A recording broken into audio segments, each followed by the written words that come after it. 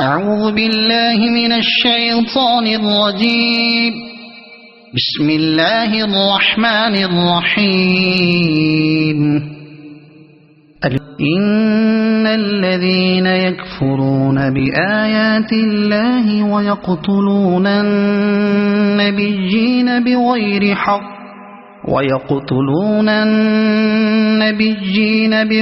حق ويقتلون الذين يأمرون بالقسط من الناس فبشرهم بعذاب أليم.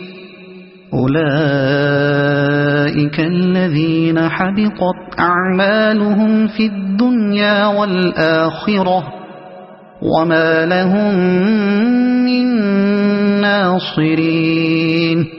ألم تر إلى الذين أوتوا نصيبا من الكتاب يدعون إلى كتاب الله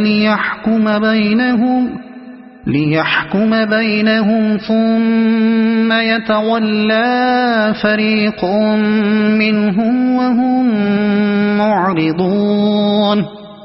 ذلك بأنهم قالوا لن تمسنا النار إلا أياما معدودات وغرهم في دينهم ما كانوا يفترون. فكيف إذا جمعناهم ليوم لا ريب فيه ووفيت كل نفس ما كسبت وهم لا يظلمون. قل اللهم مالك الملك تؤتي الملك من تشاء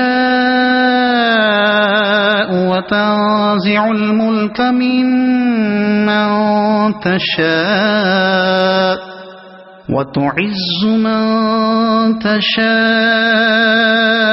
وتذل من تشاء بيدك الخير إنك على كل شيء قدير.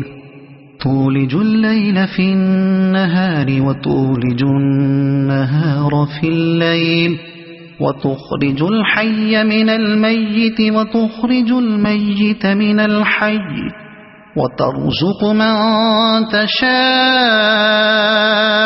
بغير حساب. لا يتخذ المؤمنون الكافرين أولياء من دون المؤمنين ومن يفعل ذلك فليس من الله في شيء إلا أن تتقوا منهم تقاه ويحذركم الله نفسه وإلى الله المصير. قل إن تخفوا ما في صدوركم أو تبدوه يعلمه الله ويعلم ما في السماوات وما في الأرض والله على كل شيء قدير.